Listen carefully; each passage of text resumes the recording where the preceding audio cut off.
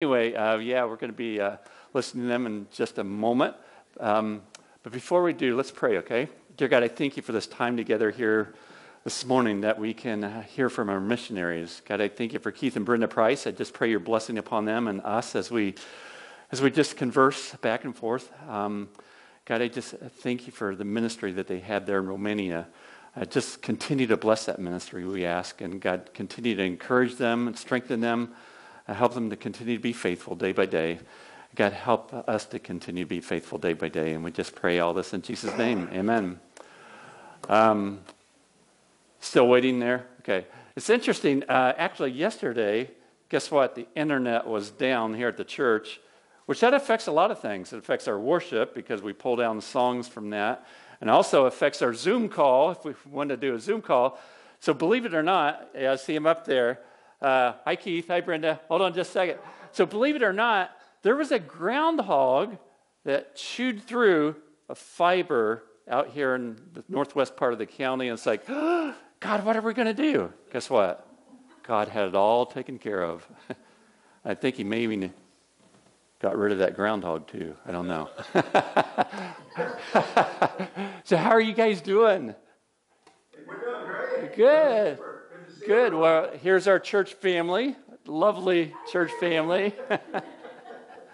So again, we're speaking to them all the way to Romania, and I know I have some questions for you, but just tell us, okay, you used to live there in the big metropolis of Akron, Indiana.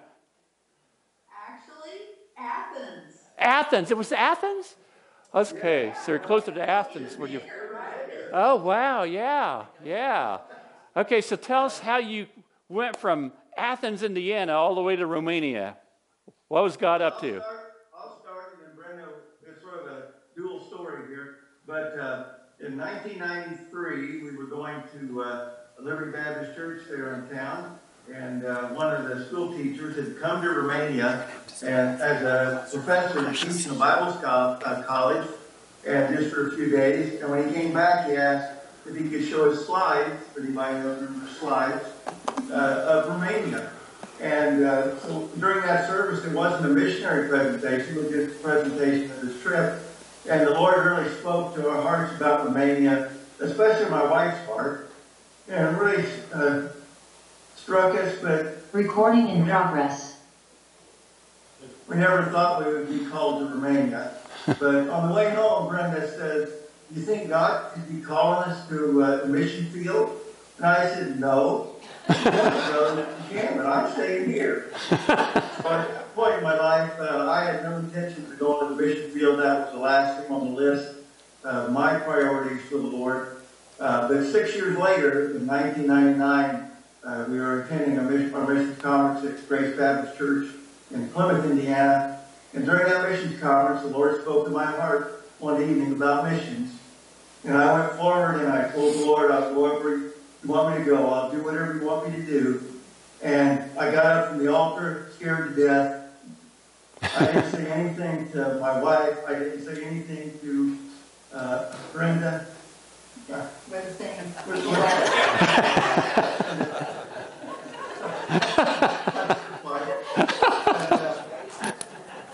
So 5 months went by, and every day, as I was going to work, every day I was working, I was home, every waking hour, all I could think about was going to the mission field. And God had changed my heart's desire. And so after 5 months, in February of 2000, I was driving back from Plymouth to Athens and praying to the Lord out loud, wrestling with Him what He may want us to do. And I was telling, well, God, I'm going to have to give up my house. I'm going to have to give up my job. I'm going to have to give up my church. I have to give up my family. Went down this big long list for 45 minutes, back and forth.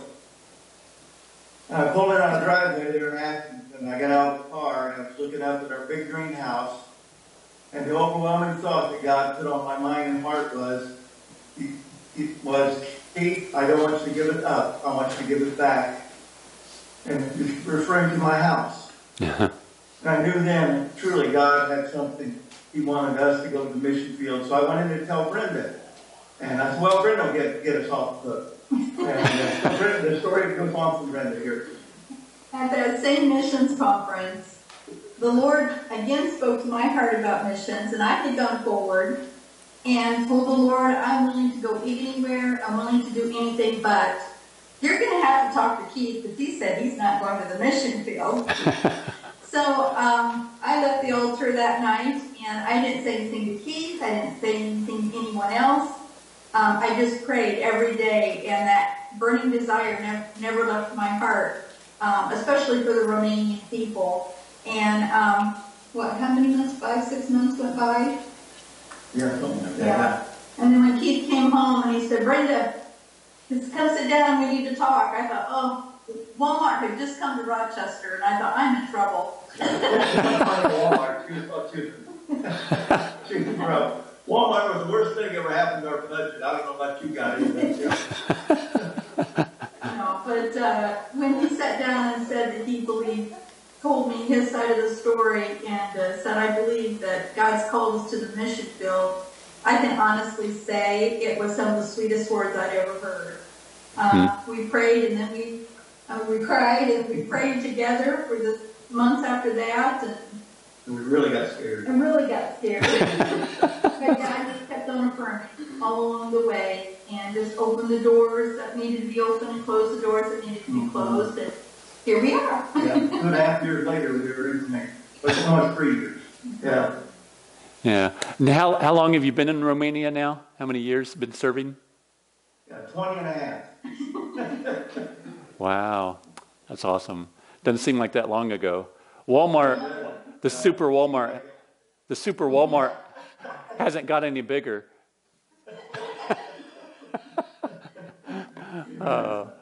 Okay, got some more questions for you. Okay, what was it like for you and your family to just pick up and move and go from all the way from Indiana to Romania? The struggles, difficulties, joys? Well, it was exciting. We've been on deputation for 2.5 years, so we've been anticipating it for a while.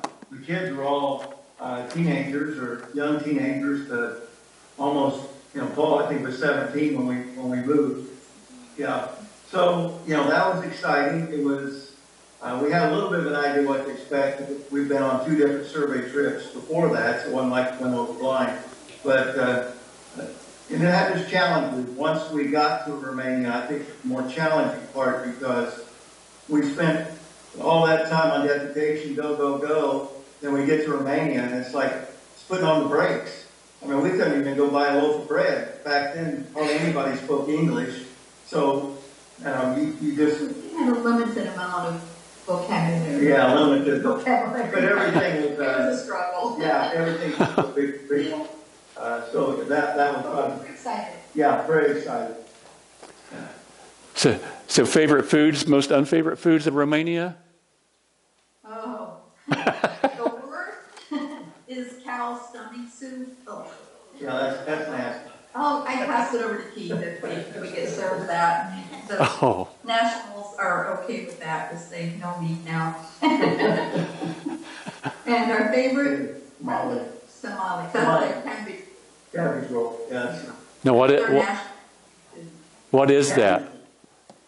Let her explain what's in it. It's hamburger and pork chopped up with onions and seasonings and rice, and they roll up in cabbage or sometimes grape leaves and cook it in a big pot for a couple hours, and it's pickled cabbage. It's very delicious. It's like what they have. Yeah. It's what they have on the holiday, or celebratory type thing. Every holiday, every wedding, every funeral. Yeah. Yeah. Every time we have visitors from America. Nice. So how old are your children now again? You said your oldest was 17 when you moved. So it put him about 37? Yeah, he's 37 years old now. He's married, no children, and works at Camco there in Argus. But they live in Delphi, so he has a little bit of a drive. Oh. Benjamin is 34, and he lives in Anderson, Indiana, and on his own, but he has a nurse that comes in. I don't know how many people remember him. He has muscular dystrophy, and he has a nurse that comes in every day, almost every day, and helps him with his needs. And he's enjoying that. Yeah, he's mobile, but he's limited. Yeah. He's more limited. Okay. Mobility. And Maria is 34 and married and has 2 children. So we have 2 grandsons finally. Oh. And they live in Washington State and she's a nurse. And Samuel's 32, still single, so if there's any girls out there looking we're trying to find someone nice for him. Yeah, Awesome. But he recently moved there and he's working for my brother in Anderson. in Anderson, India. Oh, okay. That's where our kids are now. Oh, good. Good. Hey, we're expecting a grandbaby in March. Woohoo! First one. First one? Yeah, first one. Be our son Nathan and his wife Amanda. Just thought I'd throw that in. Are they local or you got They're local, yeah, Rochester.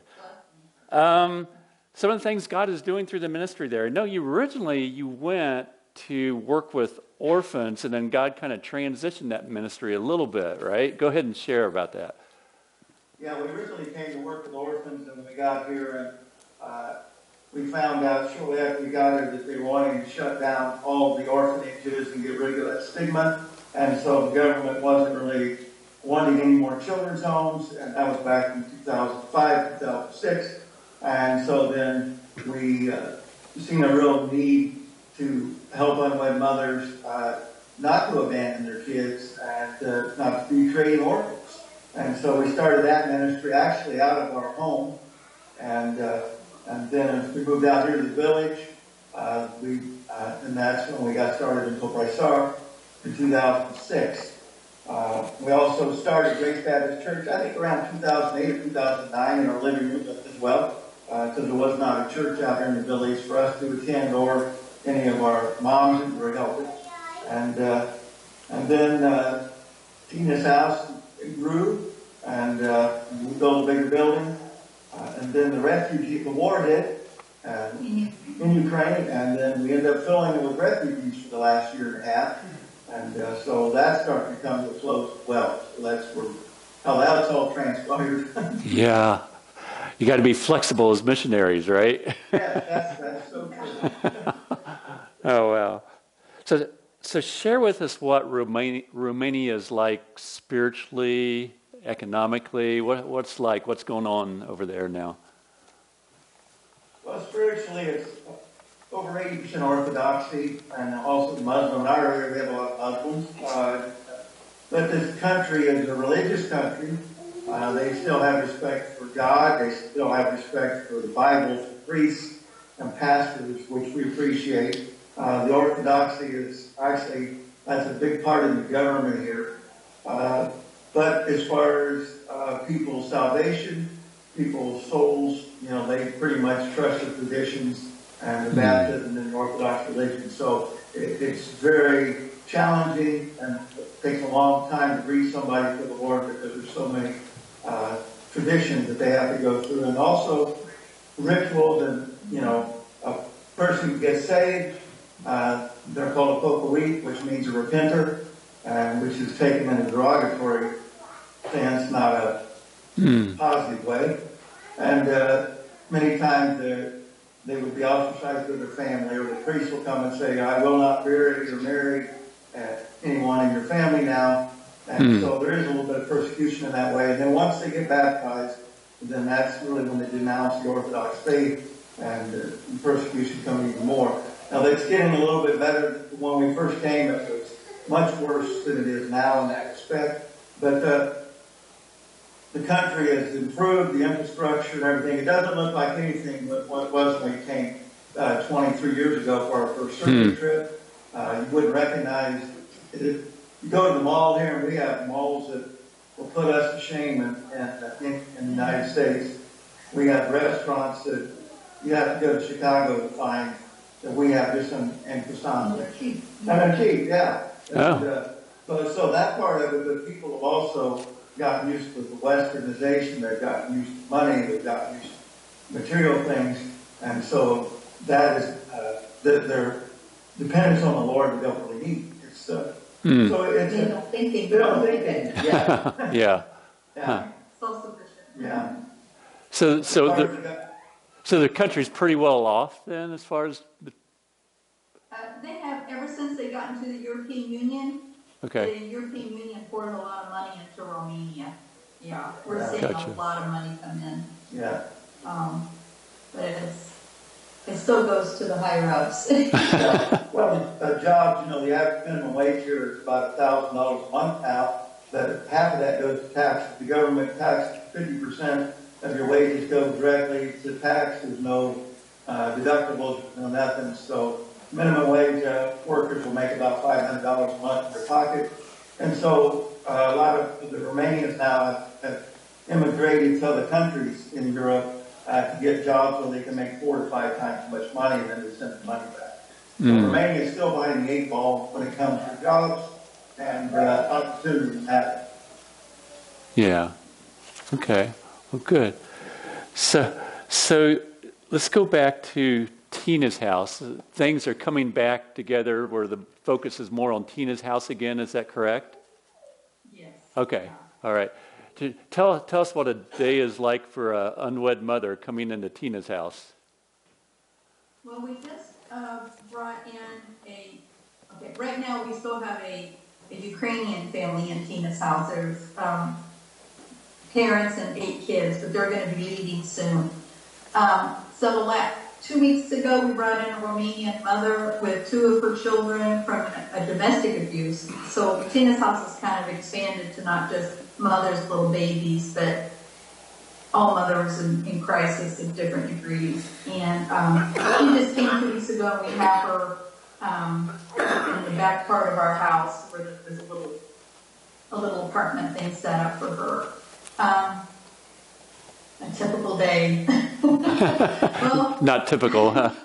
Nothing's typical, but we have to do paperwork on them and process them and find out exactly where their needs are.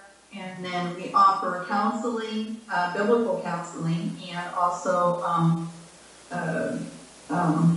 no, I just don't like that. It wasn't on the list of questions. Yeah, I know, I added one.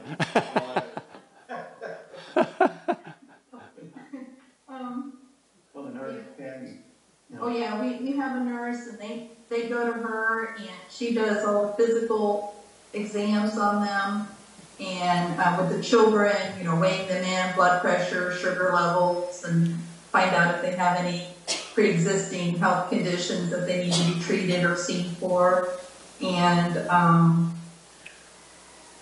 they give them a schedule. I think, Becca, we're changing things around just a little bit with Tina's house, and that's kind of a new thing just this year. Yeah. Something that we had to work and pray through. But we used to have all of the mothers in our center and integrated, and we've started a new program that we're putting them in small apartments that are on our property to give them a little bit more independence. So it was getting... we had 6 employees. Yeah, 6 employees are getting very expensive. And actually this year we were running in the red quite heavily for the first 6 months of the year. And we had to make the decision to lay off 5 of our workers and go and bring the mothers into the apartments. And that way we don't need the full-time staff all the time. We just use part-time. We got 2 staff that we kept, the rest of them we laid off. Actually, we have 3 because 2 of them are on pregnancy leave. 2 of our staff got pregnant at the same time, and they get 2 years pregnancy leave. That's pretty good. Oh. And they can't lose their job during that time, so they're technically still... Yeah, they're technically still employed until they come back. But they come back and they volunteer every once in a while for us to help out with anything we might need. But, Okay.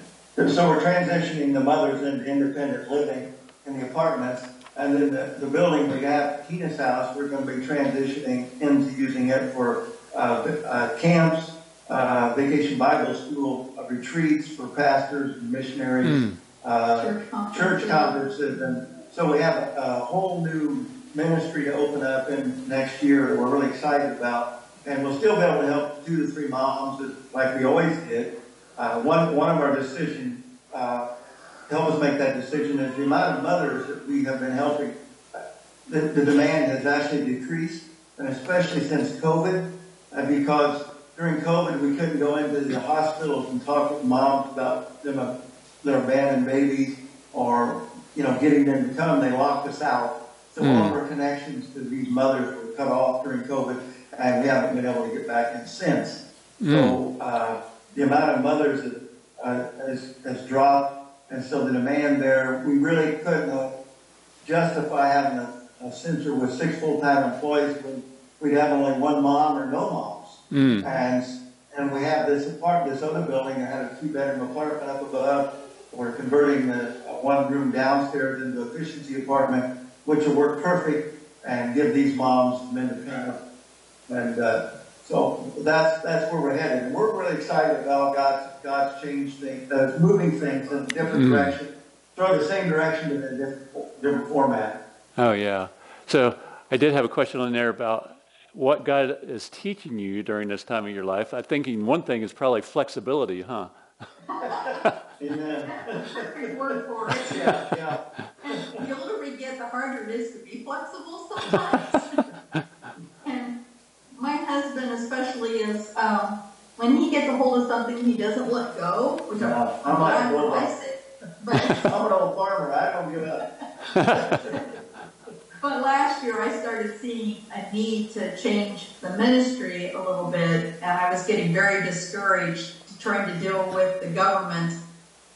I was doing so much paperwork that I wasn't able to take personal time with each one of the moms like I wanted.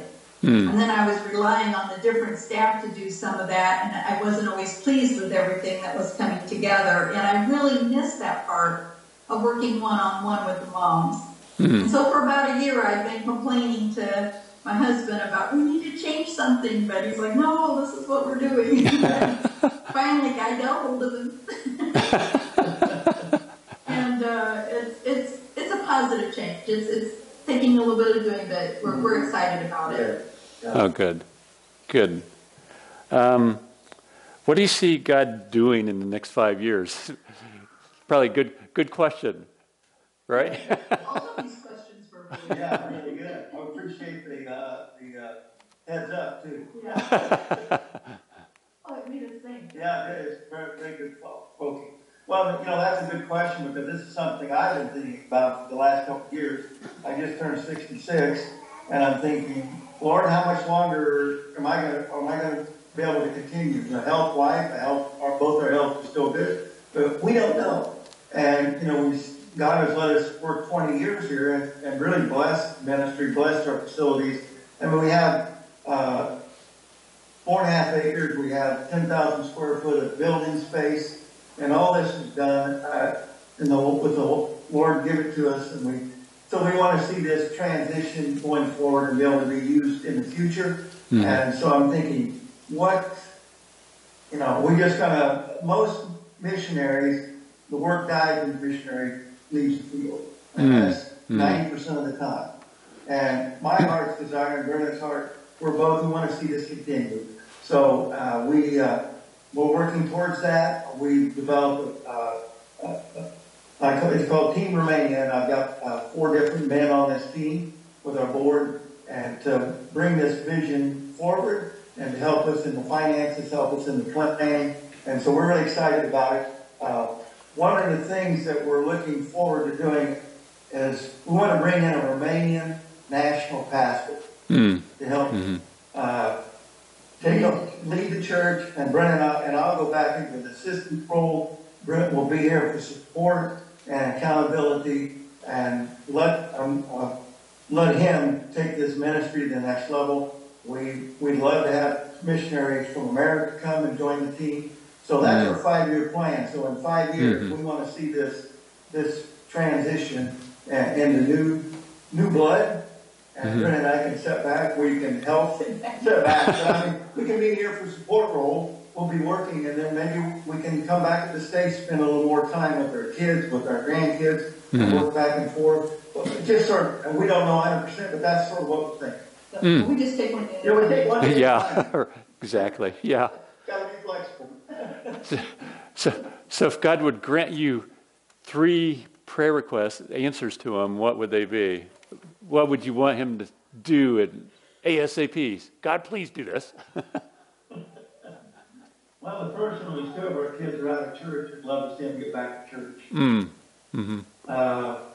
We went over these earlier, and I remember what the other two voted. Well, one of them was for us to find a good Romanian pastor to come lead the church. We're really needing that as soon as possible.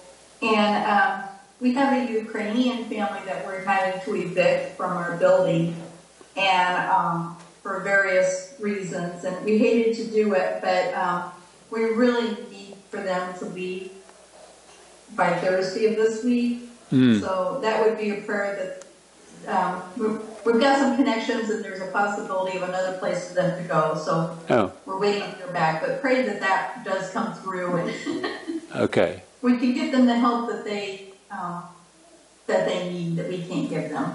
Oh, good. Yeah. Good. And then the two. Yeah. Okay. Let's go back a little bit. Tell us a little bit more about Grace Baptist Church there. I know you guys planted that church, and how are things going and all that? Well, just to be honest, things go up, things go down. And we can take our missionary letters and we just haven't hit the high spots.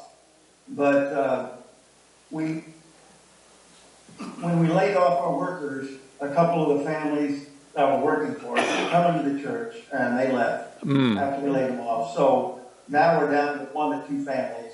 Okay. Plus the girls, the women, That we help. the women that we help, the girls. So right now we're it's been a tough time, really has.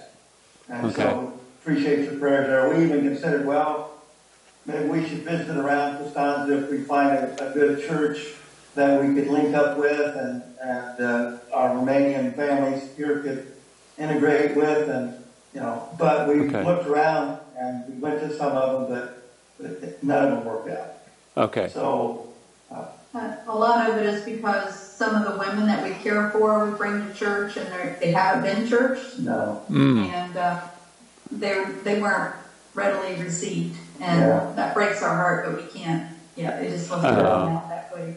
There's the Romanian church here. There's a lot of prejudice, and we work with the gypsies quite a bit, and so they.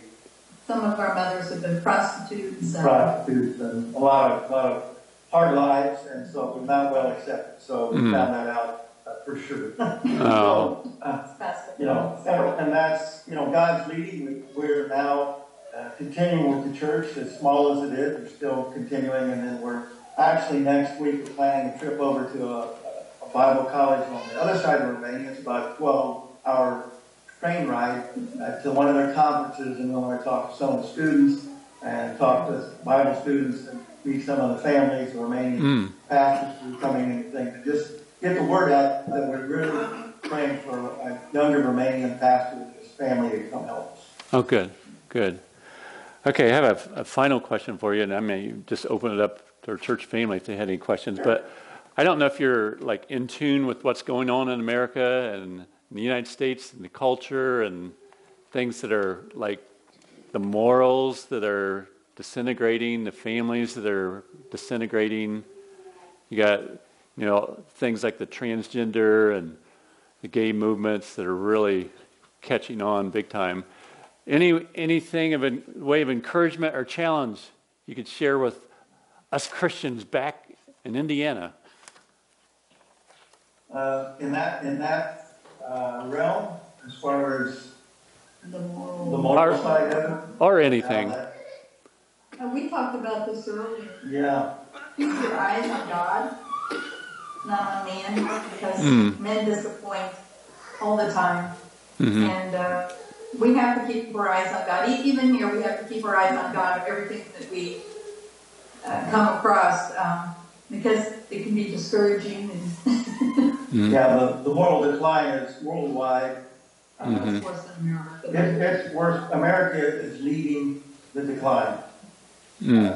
Just from living in Europe and looking back at America across the ocean, Europe used to be, especially in used to be the one that was leading the moral decline, but I think America has actually took first place.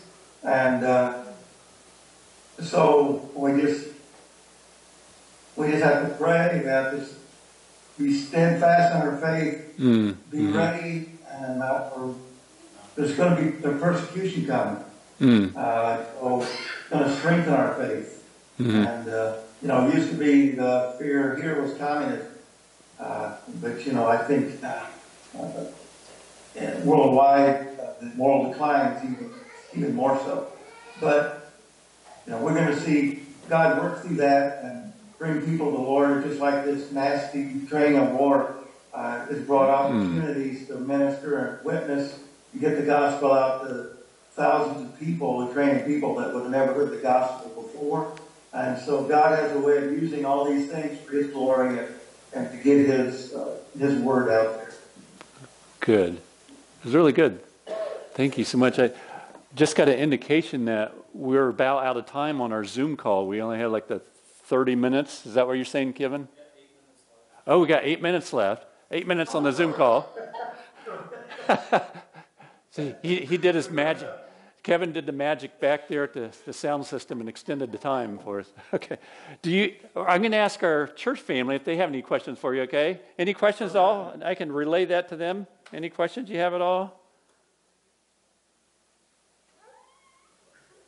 What's Romania's biggest industry? What is it, farming, or do they have factories? Okay, what is Romania's largest industry? Is it farming, factory? What would it be? In our area, tourism. In what? With the Black Sea. Tourism, Tourism? In our area. Oh, gotcha. they make the most money from tourists. Yeah. Really? Okay. Yeah. And the second one probably agriculture. Yeah. Okay. All right. Why is it called the Black Sea? Do you guys know by chance? Just thought of that. No, that isn't. I think I know why. Don't look it up in the encyclopedia. There's a lot of black mud in the lakes and in the Black Sea that has a lot of mineral deposits in it. Oh. And I think maybe it got the name from that, but I haven't verified that. But yeah, they will go to these areas and smother the black mud all over them and let it dry and then wash it off. Oh, really? Interesting. Yeah. Very interesting. Okay. Other questions at all? If not, can I share something? Sure. Go ahead. Okay, I just wanted to thank everyone for your long-time support and prayer of us, and it hasn't gone unnoticed, and God's using it.